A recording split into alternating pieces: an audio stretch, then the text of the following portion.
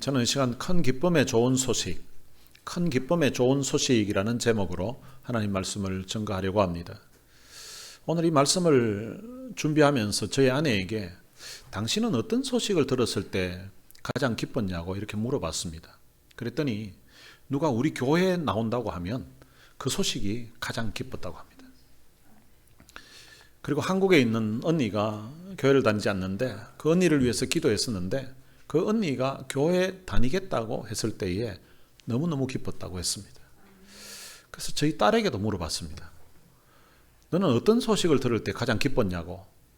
그랬더니 최근에 가장 기뻤던 소식은 엄마가 수술이 잘 되었다는 소식 들었을 때 그때 가장 기뻤다고.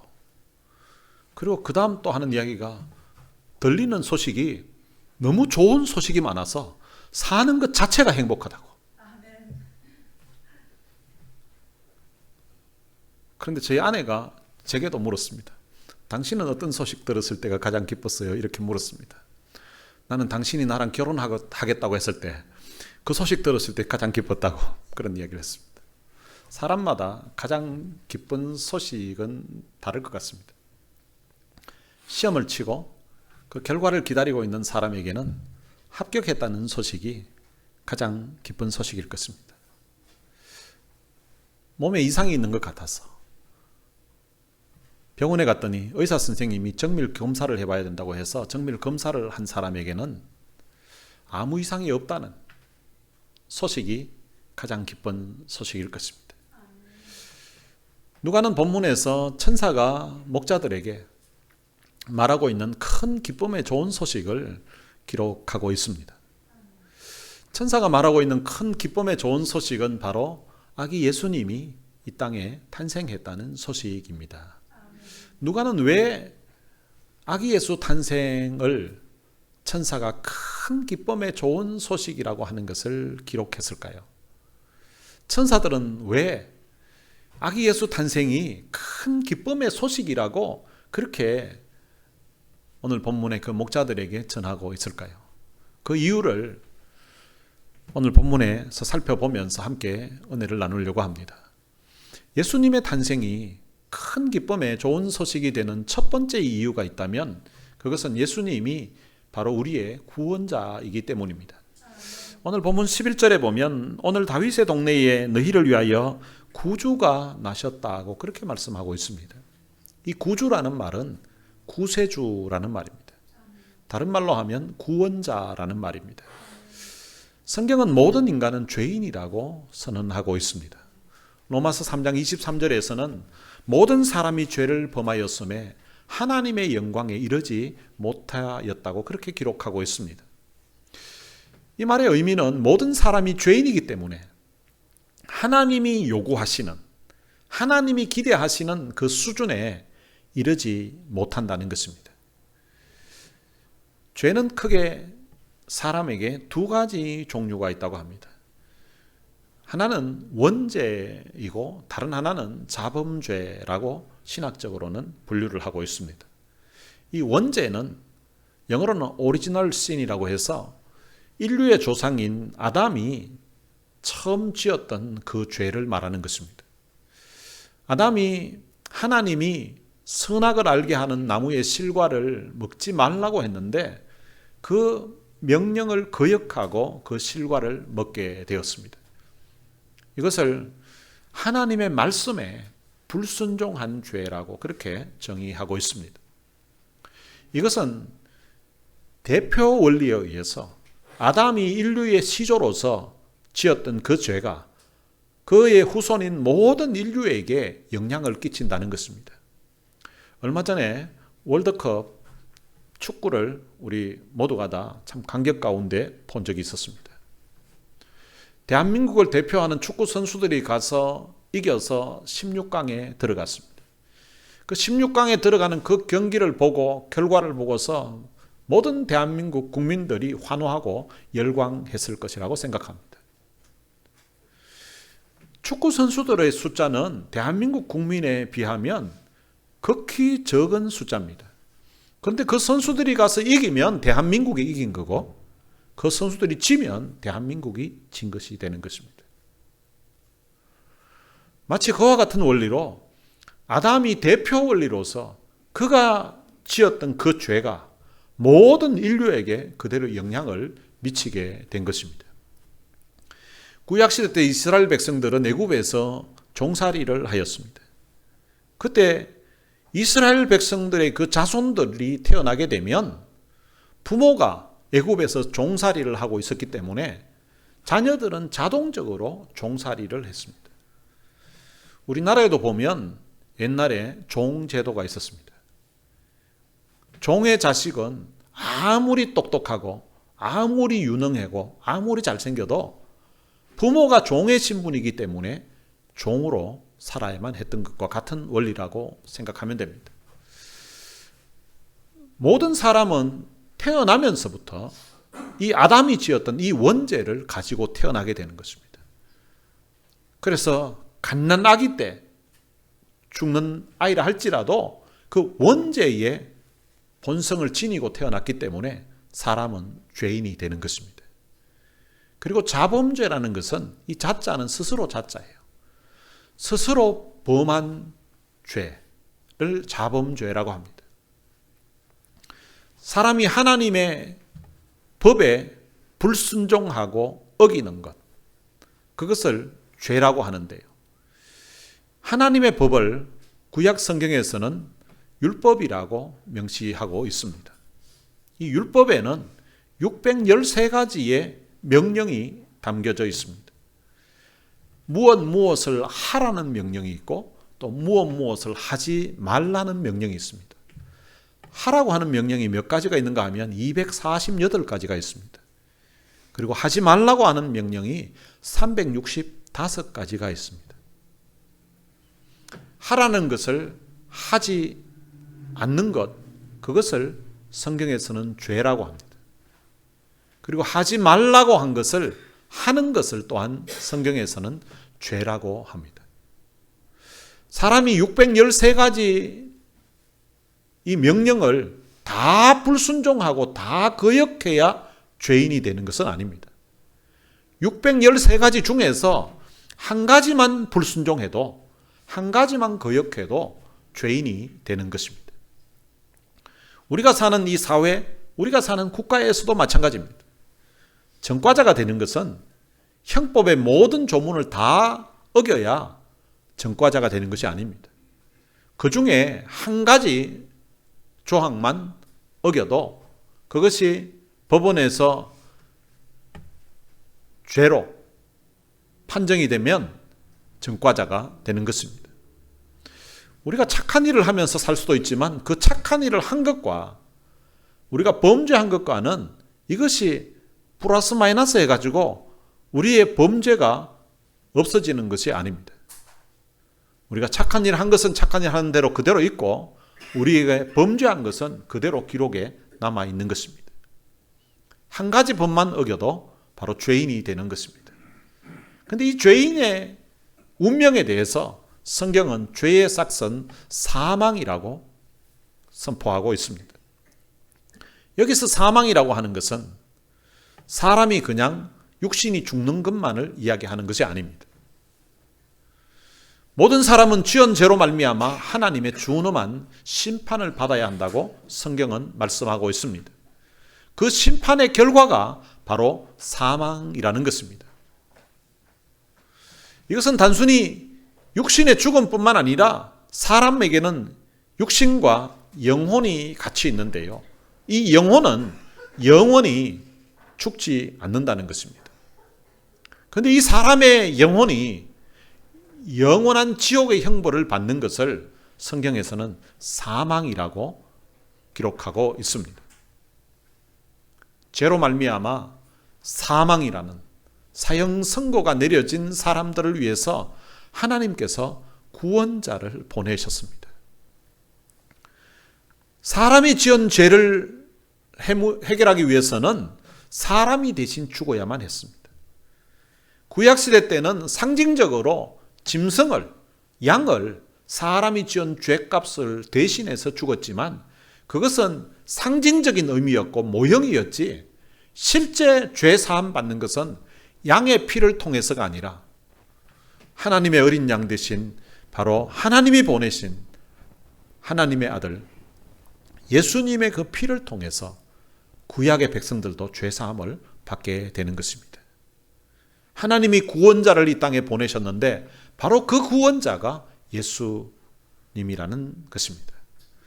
예수님의 이름 뜻이 있는데 그 이름 뜻도 또한 구원자입니다.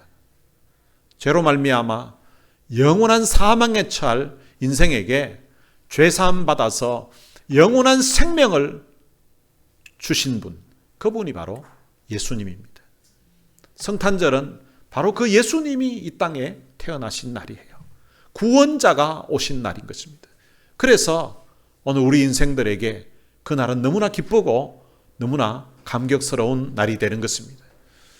감히 하나님을 뵐 수 없는 그 죄인이 예수님 때문에 하나님의 자녀가 되어서 천국의 시민권자가 되어서 우리가 천국 백성이 된다는 이 사실은 너무나 감격스럽고 너무나 기쁜 소식인 것입니다. 그래서 예수님의 탄생이 큰 기쁨의 좋은 소식이라고 천사가 전하고 있는 것입니다. 예수님의 탄생이 큰 기쁨의 좋은 소식이 되는 두 번째 이유는 예수님이 바로 우리의 주님이 되시기 때문인 것입니다. 오늘 본문 11절에 보면 오늘 다윗의 동네에 너희를 위하여 구주가 나셨으니 곧 그리스도 주시니라 라고 말씀하고 있습니다. 주라는 말은 주인이라는 말입니다. 사람들은 지은 죄로 말미암아 죄의 종로로 타면서 그렇게 살고 있었습니다. 다른 말로 하면 죄의 종, 사단의 종로로 타고 살고 있었던 것이 우리의 영적인 그런 상황이었습니다. 그런데 구원자이신 예수님을 통하여서 우리 죄값을 하나님이 다 지불하셨습니다. 우리를 죄에서 구원하신 그 예수님이 이제 우리의 새 주인이 되신 것입니다. 이분은 우리에게 자유를 주신 분이고 우리에게 자유를 주실 뿐만 아니라 우리 인생이 겪고 있는 모든 문제를 책임져 주시겠다고 하시는 분이십니다. 이분이 어떤 분인가 하면 이분은 천지 만물을 창조하신 전능하신 하나님이라고 합니다. 그런데 많은 사람들이 이분이 천지 만물을 창조하신 전능하신 하나님이란 사실은 모르고 있습니다. 이 땅에 아기 예수로 오신 분, 그리고 이 땅에서 참 좋은 일 하다 가신 분, 이 정도로만 알고 있는 사람들도 이 땅에는 참 많이 있습니다. 그런데 성경은 천지 만물이 바로 이분을 통해서 창조되었다라고 그렇게 말씀하고 있습니다. 이분은 우리를 구원하시기 위해서 사람의 모양으로 이 땅에 찾아오신 것입니다. 예수님은 우리 인생이 겪을 모든 그런 고난을 친히 경험하신 분입니다. 우리 인생이 당하는 그런 고난을 친히 경험하신 분이기 때문에 우리 인생이 당하는 그런 고난과 고통을 그분은 이해하시는 분입니다. 여러분, 재수생을 위로하는데 가장 적합한 사람은 삼수생이에요. 삼수한 경험이 있는 사람이 재수생들을 제대로 위로할 수가 있습니다. 그런데 재수를 해보지 않는 사람은 재수생들 그 마음을 잘 모릅니다. 그 사람들을 제대로 위로할 수가 없습니다. 여러분, 예수님은 이 땅에 태어나실 때에도 사람 중에 예수님처럼 그런 말구유에 짐승이 태어나는 곳에 태어난 사람이 잘 없습니다. 그리고 그분은 많은 사람들에게 배신을 당하고 많은 사람들에게 따돌림을 당하고 했었습니다. 고향 사람들이 그를 배척했고 심지어는 그의 가족들이, 형제들이 그를 미쳤다고까지 했습니다. 그리고 그는 채찍에 맞으시고 사람들의 배신을 당하고 그리고 처절하게 십자가에 죽었습니다. 사람들 중에 그렇게 비참하게 죽는 사람이 잘 없어요. 우리 인생이 겪을 수 있는 가장 밑바닥에, 아니 일반 사람들은 상상도 할 수 없는 그런 고통을 친히 당하신 분이시기 때문에 그분은 우리의 심정을 너무나 잘 알고 계십니다. 그리고 그분은 전능하신 하나님이시기 때문에 우리 인생이 겪는 그 모든 문제를 친히 도와줄 수가 있습니다. 우리의 형편도 아시고 우리가 당하는 그 처지의 그 아픔도 이해하시고 친히 몸으로 겪으신 분이시기 때문에 우리를 잘 아시고 이해하시는 분이에요. 그리고 그분은 능력이 있어서 어떤 문제라도 해결해 줄 수 있는 분이라는 것입니다. 그분이 우리 인생들을 향하여 말씀하십니다. 수고하고 무거운 짐진 자들아 다 내게로 오라. 내가 너희를 쉬게 하리라. 전에 저희 딸의 휴대폰에 제가 저장되어 있기를 첫사랑이라고 그렇게 저장된 적도 있었고요. 그런데 지금은 슈퍼히어로로 저장이 되어 있습니다. 자기 삶에 일어나는 그런 모든 문제를 아빠에게 이야기하면 아빠가 다 해결해 준다는 거예요. 그런데 그게 이제 더 커가면 아빠의 능력에 한계가 있다는 것을 알게 됩니다. 그런데 좀 더 세월이 지나고 나면 그 아빠는 자기가 옆에 있지 않으면은 이제 혼자 뭘 해결도 못하는 그런 처지에 이를 때도 있습니다. 그러다가 그 아빠는 자기 곁을 영원히 같이 있지도 못하고 떠나간다는 사실을 경험하게 됩니다. 부모라 할지라도 자식이 가지고 있는 문제를 다 해결해 줄 수가 없습니다. 그런데 우리 주님은 우리가 이 땅에서 겪는 그 모든 문제를 주님이 다 돌봐줄 수가 있고 이 땅에서 우리의 생명이 끝나는 그때에도 주님이 영원한 천국으로 우리를 인도하셔서 우리와 함께 계시는 분이십니다. 그 주님 앞에 우리 인생에 어떤 문제라 할지라도 주님 앞에 내려놓을 수가 있는 것입니다. 이 예수님을 자신의 주님으로 모시는 사람은 인생에 있어서 참된 평안을 경험할 수 있고 참 행복을, 참 기쁨을 얻게 되는 것입니다. 그래서 예수 탄생이 큰 기쁨의 좋은 소식이 되는 것입니다.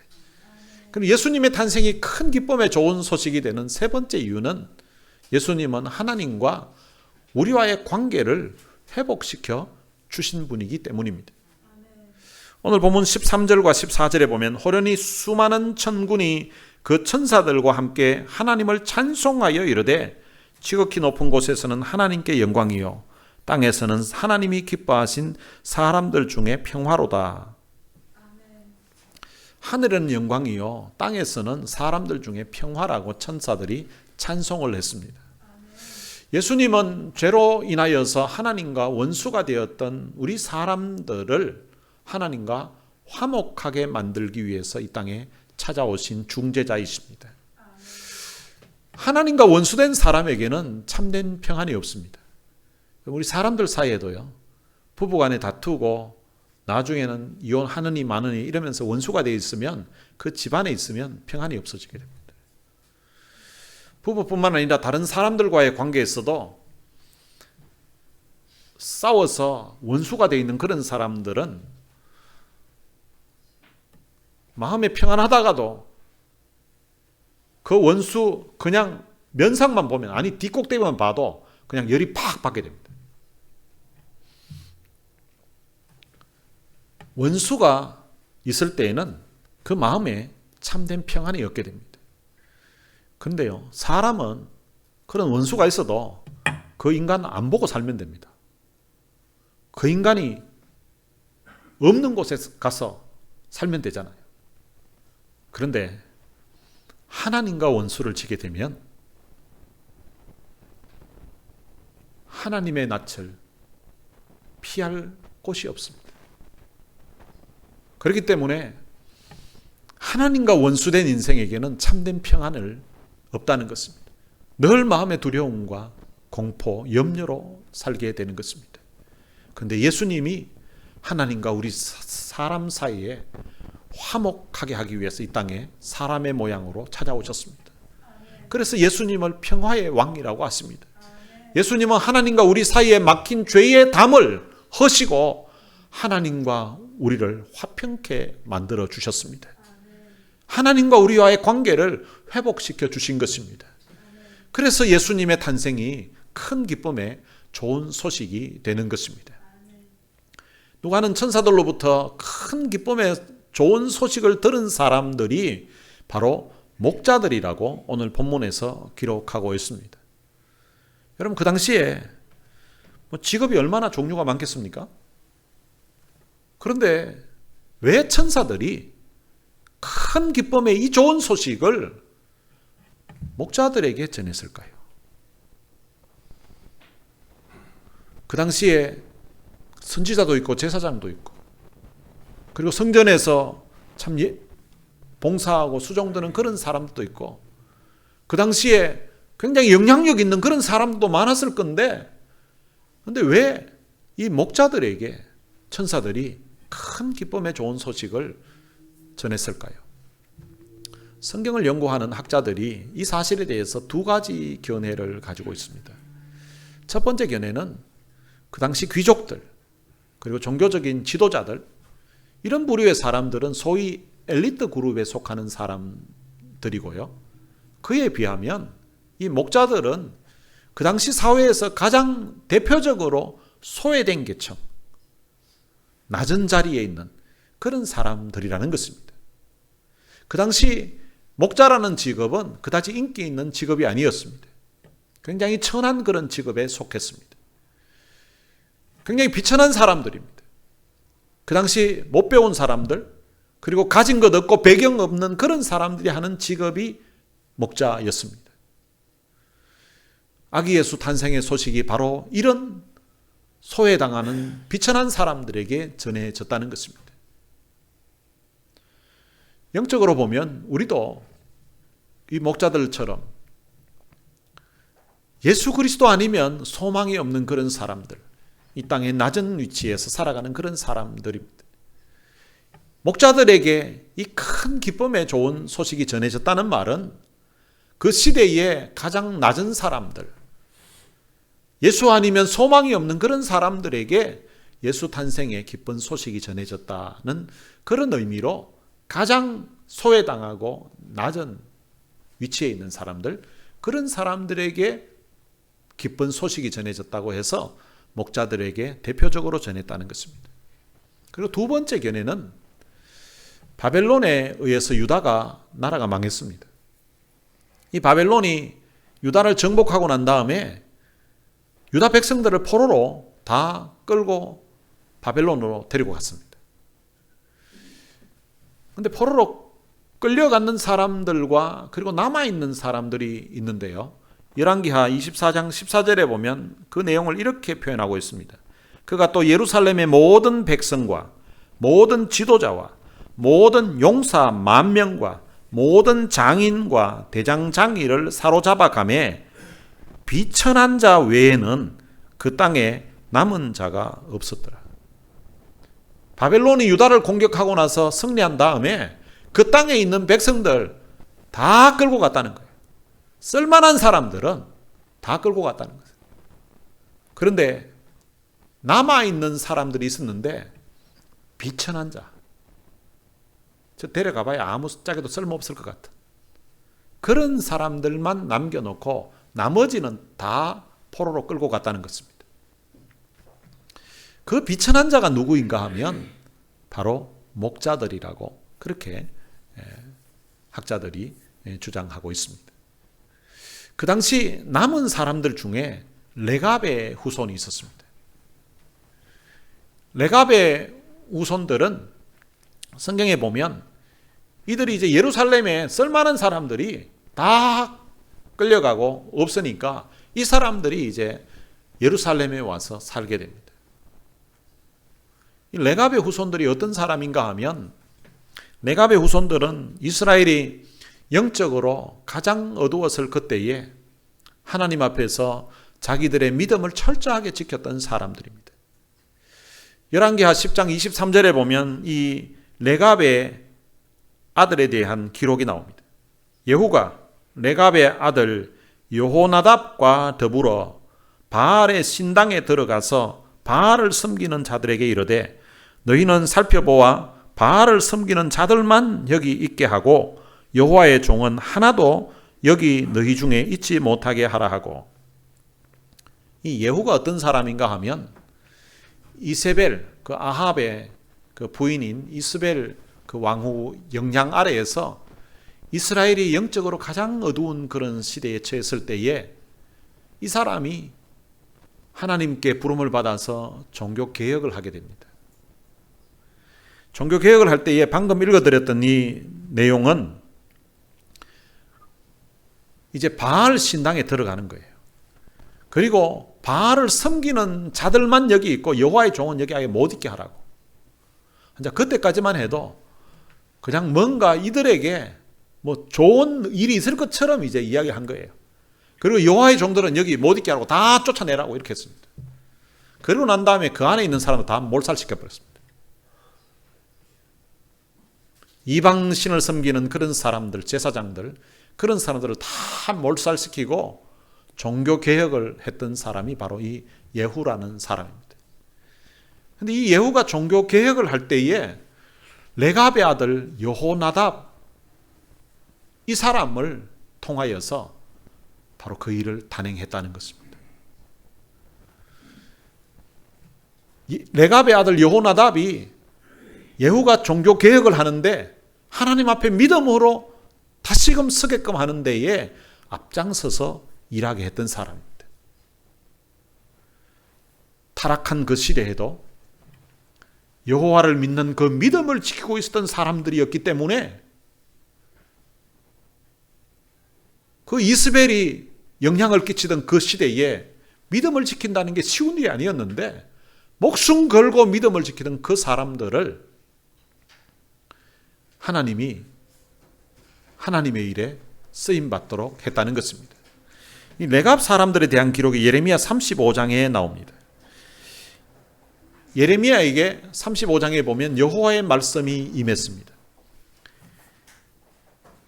임해서 레갑 사람들을 데리고 여호와의 집 안방으로 데리고 가라는 거예요. 그리고 그 방 안에서 그 레갑 사람들에게, 레갑 후손들이 그 사람들에게 포도주를 마시게 하라고, 술을 마시게 하라고 했습니다. 그때 이 레갑 사람들이 우리는 포도주를 마시지 않겠다고 했습니다. 그러면서 자기들이 왜 포도주를 안 마시는지 그 이유를 말했습니다. 레갑의 아들, 우리의 선조 요나답이라는 분이 있는데 그 요나답이 우리에게 명령을 했다는 것입니다. 요나답이 했던 그 명령의 내용은 너희와 너희 자손은 영원히 포도주를 마시지 말라고 했습니다. 그리고 너희가 집도 짓지 말고 파종도 하지 말고 포도원을 소유하지도 말고 너희는 평생 동안 장막에서 살라고 했습니다. 그리하면 너희가 머물러 사는 땅에서 너희 생명이 길리라라고 했다는 것입니다. 이 레갑의 사람들, 레갑 사람들이 그 선조 요나답이 자기들에게 했던 그 명령을 지키기 위해서 지금 왕이 예레미야를 통하여서 하신 그 명령을 전하고 있는데 자기들은 포도주 안 마시겠다는 거예요. 그런데 그 요나답이 언제적 사람인가 하면 지금 예레미야가 그 사람들을 불러 모았을 때에 그때로부터 치면 250년 전의 사람이에요. 250년 전에 있었던 그 조상이 앞으로 우리 자손들은 포도주 마시지 말게 하라고. 그리고 집도 지지 말고 장막에서 텐트 치고 살라고 그렇게 한 거예요. 그런데 그 명령을 지키면서 살았다는 것입니다. 그럼 이 레갑 사람들은 그 조상으로 올라가면 도대체 누군가 하면 모세의 장인 르우엘의 아들 호밥으로부터 그 뿌리가 시작되었습니다. 이 호밥은 모세가 이스라엘 백성들을 이제 가나안 땅에서 인도할 때에 그 인도를 도왔던 사람입니다. 그 가나안 광야에서 살았던 사람이기 때문에 그 광야 지리를 잘 아는 거예요. 그 형편을. 그래서 모세를 도와서 이스라엘 백성들이 무사히 가나안 땅에 들어가는 일에 공헌을 했던 사람이에요. 그 후에 그의 후손들이 이스라엘 백성들과 함께 가나안 땅에 들어가서 살게 됩니다. 사실 모세의 장인이 원래는 이방 제사장이었습니다. 이방 신을 섬기던 사람인데 특별한 하나님의 은혜로 이제 하나님의 백성의 무리에 들어오게 된 것입니다. 호밥의 후손인 이 레갑 사람들은 가나안에서 이스라엘 백성들과 살면서 아주 적은 그 소수 민족으로 살았던 사람이에요. 그렇지만 그들은 자기들을 이방신을 섬기던 사람들을 참 하나님의 사람으로 불러주셨어. 하나님의 백성들이 사는 그 가나안 땅에 살게 해주신 그 하나님의 은혜를 생각하면서 경건하게 믿음을 지키던 사람이었습니다. 바로 이 레갑 사람들이 자기들을 믿음을 지키고 성결을 하게 하는 그 방법으로 두 가지를 선택했는데, 하나는 포도주를 마시지 않는 것입니다. 또 하나는 장막 생활하는 거예요. 레갑 사람들은 세상 사람들이 사는 방식대로 살기를 거부하고 살았던 것입니다. 그럼 이 포도주는 그 당시 세상 사람들의 그 즐거움의 상징인 것입니다. 레갑 사람들은 포도주를 마시지 않음으로써 세상이 주는 즐거움을, 세상에 주는 쾌락을 거부하면서 살았던 사람들이에요. 그들은 또한 집을 짓고 살지 않았습니다. 여러분, 집을 짓고 살지 않는다는 말은 이 땅에 소망을 두지 않는다는 의미입니다. 그들은 이 땅에 소망을 두지 않고 하늘에 하나님께 소망을 두고 산다는 그런 의미로 그들은 집을 소유하지 않고 장막에서 생활을 했던 것입니다. 그들이 장막 생활을 하면서 그들이 가졌던 직업이 있는데, 그것이 바로 목자인 것입니다. 이들은 세상에 소망을 두지 아니하고 오직 하늘에 하나님께 소망을 두고 오실 메시아를 기다리면서 살았던 사람입니다. 그래서 천사들이 오랫동안 예레미야 이후에도 엄청난 많은 세월이 지났는데, 1000년의 세월이 지나는 동안에도 메시아를 기다리면서 장막 생활하면서 살았던 그 목자들에게 큰 기쁨의 좋은 소식을 전해 주었다는 것입니다. 저는 이 두 가지 학자들의 견해가 다 의미가 있다고 생각합니다. 첫 번째 견해는 가장 낮고 천한 사람들에게 큰 기쁨의 좋은 소식을 전해 주셨다는 것입니다. 영적으로 보면 우리가 예수 아니면 소망 없는 그런 죄인들이었습니다. 이 땅에 낮고 천한 그런 사람들이었습니다. 그런데 그 예수 탄생의 기쁜 소식이 오늘 우리들에게 전해졌다는 것입니다. 예수님은 산상수훈에서 심령이 가난한 자는 복이 있다고 하셨습니다. 심령이 가난하다는 말은 영적으로 파산 상태에 이르렀다는 것입니다. 영적인 파산 상태에 있어서 더 이상 혼자 힘으로는 회복 불능한 상태에 처한 사람들, 그런 사람들이 복이 있다는 것입니다. 애통하는 자는 복이 있다고 했습니다. 영적인 파산 상태에 있기 때문에 가진 것이 없어서 하나님 앞에 내어놓을 의가 없다는 거예요. 그래서 하나님 앞에 눈물 흘리고 애통하는 사람, 그런 사람들이 복이 있다는 것입니다.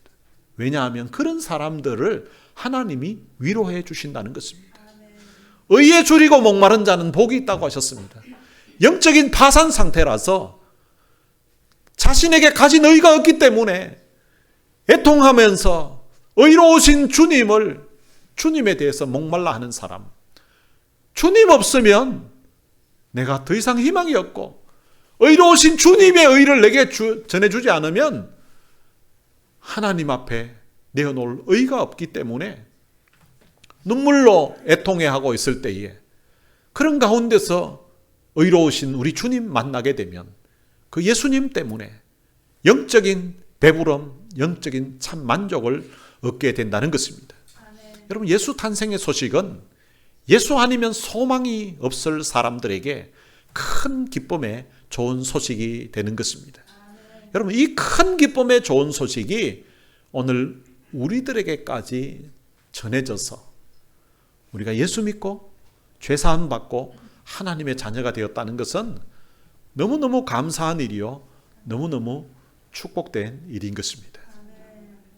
두 번째 근혜는 세상의 기쁨을 거부하고 하나님께 소망을 두고 살아갔던 이 레갑 사람들처럼 우리도 이 시대 가운데서 세상이 주는 쾌락을 거부하고 하나님께 소망을 두고 살면서 레갑 사람들이 오실 메시아를 기다렸던 것처럼 우리도 다시 오실 그 주님을 기다리면서 살아야 한다는 것입니다. 우리가 부르는 찬양 중에 주님 다시 오실 때까지라는 찬양이 있습니다. 주님 다시 오실 때까지 나는 이 길을 가리라. 좁은 문, 좁은 길, 나의 십자가 지고 나의 가는 이 길 끝에서 나는 주님을 보리라. 영광의 내 주님 나를 맞아주시리. 여러분, 이런 사모하는 마음으로 살았던 사람들이 바로 레갑 사람들이었습니다. 우리도 이런 마음으로 살아야 됩니다. 다시 오실 그 주님을 기다리면서 우리가 살아야 된다는 것입니다. 누가는 이 큰 기쁨의 좋은 소식이 목자들에게 전해졌을 때에 그 목자들의 반응을 오늘 본문에서 16절에서 기록하고 있습니다. 16절에 보면 목자들은 아기 예수님을 만나기 위해서 빨리 갔다고 그렇게 기록하고 있습니다. 마음이 없을 때는 누구를 만나러 갈 때 발걸음이 느리게 됩니다. 그런데요, 만나고 싶었고 보고 싶었던 사람, 기다렸던 사람을 만나러 갈 때는 그 발걸음이 빠르게 되는 것입니다. 지금까지 이들은 메시아를 기다렸기에 그 메시아를 보려고 달려갔던 것입니다. 천년의 세월이 지나는 동안 오실 그 메시아를 사모하면서 기다렸기 때문에 그들이 빨리 달려갔던 것입니다. 어느 집에 70대 어머니와 40대 아들이 살고 있었습니다. 주일 아침이 되었는데 아들이 엄마 나 오늘 교회 안 가요 이러는 거예요. 그래 어머니가 아들에게 야, 왜 주일인데 교회를 안 가려고 하냐? 엄마 나 앞으로 교회 안 가요. 앞으로 나인데 교회 가자는 소리 하지 마세요. 야, 주일인데 왜 교회를 안 가려고 해? 네가 교회 안 가려고 하는 이유 있으면 한 3가지만 한번 이야기해봐. 그랬더니 이 아들이 자기가 교회에 안 가려고 하는 이유 3가지를 이야기했습니다. 내가 교회 안 가려고 하는 이유 3가지 그러면 말해보죠. 첫 번째는 장로들 목에 힘주고 설치되는 꼬라지 보기 싫어서 나 교회 안 갑니다. 여러분, 장로들이 주일날 교회 와서 목에 힘주고 설치되는 그 꼴 보기 싫어서 교회 가기 싫은 사람이 있다는 것입니다. 우리 교회는 그런 장로님이 없어서 참 너무 감사한 것 같아요. 우리 교회는 주일날마다 장로님이 손수 커피를 타가지고 성도들이 일일이 찾아다니면서 커피를 이렇게 서빙하는 분입니다. 그건 너무 감사한 일이죠.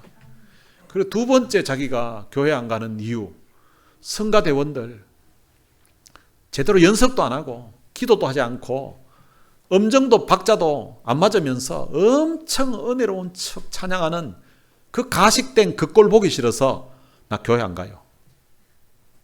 그리고 3번째, 예배 시간에 졸고 있는 교인들 그 꼴 보기 싫어서 나 교회 안 갑니다. 아니, 교회 와가지고 졸 수도 있죠. 아니, 졸 수도 있잖아요. 아니, 저는 설교를 시작하고 나서 조는 사람은 전 제 탓이라고 이렇게 생각합니다. 근데 아예 막 설교 시작하기 전부터 아예 막 눈 감고 있는 사람은 그건 제 탓은 아니라고 위로하면서 그렇게 삽니다. 예배 시간에 그래도 교회 와서 졸면 얼마나 그래도 참 감사해요. 집에 있는 것보다 낫잖아요. 그런데 예배 시간에 졸고 있는 그 꼴 보기 싫어서 이 아들이 교회를 안 간다는 거예요. 여러분, 혹시 주일날 교회 와서 졸았던 경험이 있으신 분들은 앞으로 토요일날 일찍 주무시기 바랍니다. 혹시 주일날 졸고 있으면 그 꼴 보기 싫어서 또 교회 안 온다는 사람이 있으면 곤란하잖아요.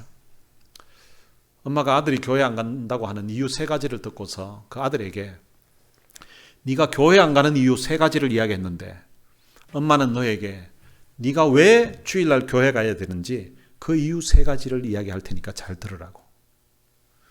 첫 번째는 교회는 사람 보러 가는 것 아니야. 교회는 하나님께 받은 은혜가 감사해서 하나님께 예배드리러 가는 거야. 날 위해서, 너를 위해서 하나밖에 없는 아들을 십자가에 내어주신 그 하나님의 은혜가 감사해서 그 하나님께 예배드리러 가는 거지 사람 만나러 가는 게 아니야. 그렇기 때문에 넌 교회 가야 돼. 그 두 번째는 너희 엄마가 교회 권사잖아. 야, 권사들이 교회 안 가면 어떡해? 그러면 교인들이 나보고 뭐라고 하겠어? 아니, 권사님이 자식 교육 잘못 시켜가지고 신앙적으로 제대로 교육을 안 시켜서 권사들이 주일날 교회 안 온다고 할 거 아니야. 너는 엄마 체면을 위해서라도 엄마 신앙 자존심을 위해서라도 너는 주일날 교회 가야 돼. 그리고 세 번째는, 야, 네가 우리 교회 담임 목사잖아. 야, 담임 목사가 주일날 교회 안 가면 어떡해? 여러분, 담임 목사도 마음에 하나님의 은혜가 식어지고 가슴에 하나님의 은혜가 사라지고 나면 주일날 교회 가기 싫어지게 될 때가 있다는 것입니다. 여러분들의 마음에는 큰 기쁨의 좋은 소식을 들은 오늘 본문의 이 목자들처럼 주일날 교회 오는 시간이 기다려지는 시간이 되시기를 바랍니다. 예배 시간이 기다려지고 예배 드리러 올 때는 오늘 받을 은혜를 생각하면서 가슴에 기대와 가슴에 설레임이 있게 되시기를 주님의 이름으로 축원합니다. 예수님이 탄생하실 때에 천사가 큰 기쁨의 소식을 목자들에게 전해 주었습니다. 그 이후로 이 예수님을 만났던 수많은 사람들의 입에서 입으로 전해져서 오늘 우리들에게까지 이 복음이 전해졌습니다. 여러분, 이제는 우리가 이 큰 기쁨의 좋은 소식을 그 다음 사람들에게 전해야 합니다. 여러분, 혹시 어릴 적에 학교에서 운동회 할 때, 아니면 우리 교회에서 운동회 할 때 릴레이 달리기를 한 경험이 있을 것입니다. 한 사람이 바톤을 잡고 이제 달립니다. 그리고 그 다음 사람에게 바톤을 전해주게 됩니다. 그러면 그 사람은 그 바톤을 잡고서 또 막 달려갑니다. 그리고 그 다음 주자에게 바톤을 넘깁니다. 마치 그것처럼 큰 기쁨의 좋은 소식이라는 바톤을 우리가 받았습니다. 그 다음 사람에게 이 큰 기쁨의 좋은 소식을 전해야 되는 책임이 오늘 우리들에게 있습니다. 여러분, 이 큰 기쁨의 좋은 소식이 우리들에게 전해져서 우리가 예수 믿고 죄사함 받고 하나님의 자녀가 된 것이 그냥 우연히 된 것이 아닙니다. 이 소식을 전하기 위해서 수많은 사람들이 예수 믿지 않는 그 나라를 위해서, 예수 믿지 않는 민족을 가슴에 품고 그 영혼을 가슴에 품고 눈물로 기도했다는 사실입니다. 이 소식을 전하기 위해서 수많은 사람들이 피땀 흘려 벌었던 그 돈을 선교 헌금으로 드리면서 복음 전파에 동참했다는 사실입니다. 이 소식 전하기 위해서 수많은 사람들이 그들의 삶으로 예수님의 사랑을 실천하면서 살았습니다. 얼마든지 좋은 땅에서 편하게 살 수 있는 그런 사람들이 낯선 나라, 낯선 지역에 가서 그 복음을 전하면서 헌신하면서 살았습니다. 이 소식을 전하기 위해서 수많은 사람들이 마치 거지가 구걸하는 것처럼 예수 한번 믿어보라고 부탁하고 간청하면서 복음을 전했습니다. 어떤 사람들은 이 소식 전하기 위해서 이 소식 전하다가 순교의 제물이 되기도 했습니다. 그래서 우리가 이 큰 기쁨의 소식을 우리들에게까지 받을 수가 있었던 것입니다. 이제는 우리가 받은 은혜를 생각하면서, 받은 사랑을 생각하면서 이 소식을 전해야 됩니다. 마치 릴레이 경주자가 전달받은 바톤처럼 우리들도 큰 기쁨의 좋은 소식이라는 이 복음의 바톤을 우리가 받은 것입니다. 이제 우리가 다음 사람에게 이 복음의 바톤을 전해 주어야만 되는 것입니다. 여러분들이 받은 이 귀한 하나님의 사랑, 이 하나님의 은혜를 생각하면서 큰 기쁨의 좋은 소식, 바로 예수 그리스도에 대한 이 소식을 전하는 일에 여러분들의 남은 삶을 드리면서 살게 되시기를 주님의 이름으로 축원합니다. 오늘 들은 말씀 생각하면서 찬양을 한 곡 같이 부르고 싶습니다. 주님 다시 오실 때까지라는 찬양입니다. 오늘 전했던 그 레갑 사람들을 한번 생각해 보면서 부르면 더 은혜가 될 것 같습니다. 메시아를 기다렸던 그 레갑 사람들처럼 우리는 다시 오실 그 주님을 기다리면서 또한 그 주님에 대한 큰 기쁨의 좋은 소식을 알지 못하는 사람들에게 전하면서 살아야 됩니다. 주님 다시 오실 때까지 가사의 내용을 의미하면서 같이 찬양하시겠습니다.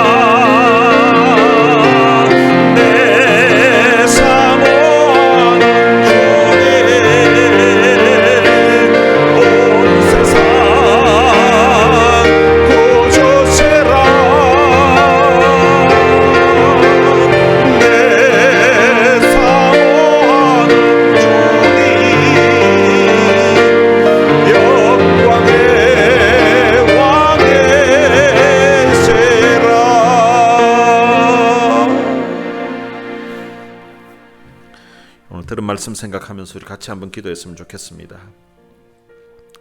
먼저 큰 기쁨의 이 좋은 소식을 그 당시 목자들에게 전해줬던 것처럼 오늘 우리들에게 들려주신 것, 우리들에게 전해주신 것 너무 감사합니다. 여러분, 이 땅에는 이 큰 기쁨의 좋은 소식 모르는 사람들 너무 많습니다. 오늘 이 큰 기쁨의 좋은 소식을 통하여서 우리가 죄사함받고 하나님의 자녀 되어 싸우니 내가 앞 사람들처럼 우리는 다시 오실 그 주님을 기다리며 살게 하시고 주님을 사모하는 마음으로 이 기쁜 소식 전하면서 살게 하옵소서. 그리고 이 소식을 전하기 위해서 얼마든지 우리들처럼 편안하게 지낼 수 있는 그런 여건이 있음에도 불구하고 선교지에서 그들의 시간, 그들의 젊음, 그들의 인생을 헌신하면서 살아가는 우리 교회에서 후원하고 있는 그 선교사님들을 위해서 이 시간 우리 다 같이 통성으로 우리 기도하시겠습니다. 살아계신 아버지 하나님, 은혜를 감사합니다. 많은 사랑 가운데 저희들을 선택해서 하나님의 귀한 자녀 삼아주신 것 감사합니다. 그 당시 목자들에게 천사들이 전했던 이 큰 기쁨의 좋은 소식을 오늘 우리들에게도 들려주시고 이 큰 기쁨의 좋은 소식 때문에 우리가 죄사함받고 우리가 하나님의 귀한 자녀 되게 해주신 것 참으로 감사합니다. 어쩌면 주인의 인생에게 너무나 큰 기쁨의 좋은 소식, 누가 들어도 주님 기쁨의 큰 기쁨의 좋은 소식을 오늘 주님 우리도 들을 수 있도록 해주시고 또 복음이 들려질 때에 성령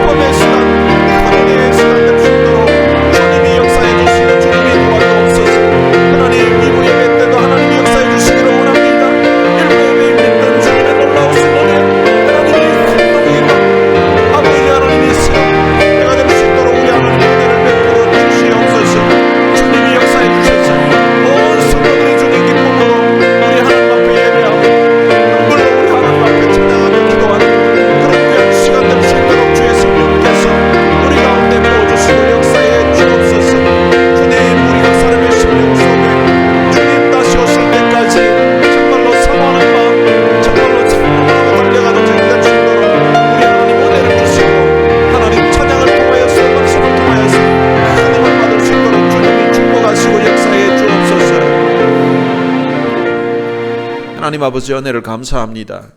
이 땅에 아기 예수 탄생하신 날 성도들이 주님 앞에 나와서 우리의 마음을 들여 아기 예수 탄생을 감사하며 또한 축하할 수 있도록 해주셔서 감사합니다. 이 땅에 큰 기쁨의 좋은 소식을 천사들이 목자들에게 전해 주었던 것처럼 또한 그 목자들과 그리고 메시아를 만났던 수많은 사람들에 의해서 그 큰 기쁨의 소식이 오늘 우리들에게까지 전해주신 것 참으로 감사합니다. 또한 우리들에게 이 복음이 이 큰 기쁨의 소식이 전해지기 위해서 수많은 사람들의 수고와 헌신, 눈물과 피, 주님 그런 순교를 통하여서 오늘 우리들에게까지 이 큰 기쁨의 좋은 소식 전해주셨사오니 하나님 우리가 받아 누리는 이 귀한 은혜와 이 감격을 생각하면서 또한 우리가 다음 세대 사람들에게 또 다른 사람들에게 이 큰 기쁨의 소식을 전해주는 그런 전달자가 될 수 있도록 은혜를 베풀어 주옵소서. 내가 사람들이 정말로 믿음을 지키며 세상의 향락, 세상의 쾌락을 거부하고 오직 하나님께 소망을 두고 하늘의 소망을 두고 살아갔던 것처럼 오늘 우리들도 하늘의 소망을 두고 살아가는 하나님의 사람 되게 해주시고 이 큰 기쁨의 좋은 소식을 전하는 일에 우리의 시간과 우리의 삶을 드리면서 살 수 있도록 축복해 주옵소서. 오늘도 주님 우리처럼 얼마든지 편안하게 지낼 수 있는 그런 여건이 되는 사람임에도 불구하고 이 큰 기쁨의 좋은 소식을 알지 못하는 사람들에게 나라들에게 민족들에게 전하기 위해서 선교 현지에서 참 수고하고 헌신하고 있는 우리 모든 선교사님들을 축복해 주시기를 원합니다. 그들이 전하는 이 복음을 통하여서 문 영혼들이 주 앞으로 돌아오는 그런 놀라운 역사가 늘 있게 하여 주옵소서. 우리 주 예수 그리스도의 은혜와 하나님의 무한하신 사랑과 성령님의 위로교통 충만하심이 아기 예수 탄생을 축하하며 큰 기쁨의 좋은 소식을 전해주신 이 은혜에 대한 감사와 감격하는 마음을 가지고 남은 생에 이 소식 전하는 일에 삶을 드리면서 살 것을 마음에 다짐하는 주의 귀한 자녀들 머리 위에 이제로부터 영원토록 함께 있을지어다. 아멘.